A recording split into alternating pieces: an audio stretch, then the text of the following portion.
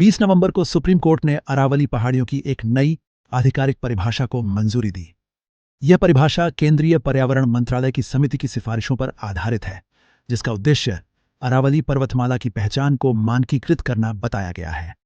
नई परिभाषा के अनुसार अरावली जिलों में किसी भी भू आकृति को अरावली का हिस्सा माने जाने के लिए स्थानीय स्तर से कम 100 मीटर ऊंचाई होना आवश्यक होगा, जिसमें उसकी ढलान और आसपास के क्षेत्र भी शामिल हैं।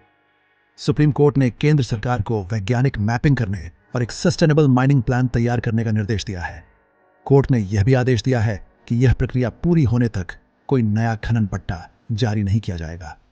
हालांकि इस 100 मीटर के मानक पर सवाल उठे हैं।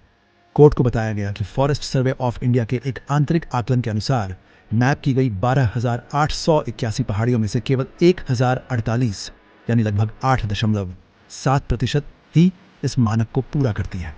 इसका अर्थ यह हो सकता है कि अरावली क्षेत्र का एक बड़ा हिस्सा नई परिभाषा के तहत कानूनी सुरक्षा से बाहर हो जाए। अरावली पर्वतमाला लगभग 692 किलोमीटर तक फैली हुई है और उत्तर पश्चिम भारत की पारिस्थितिकी में महत्वपूर्ण भूमिका निभाती है।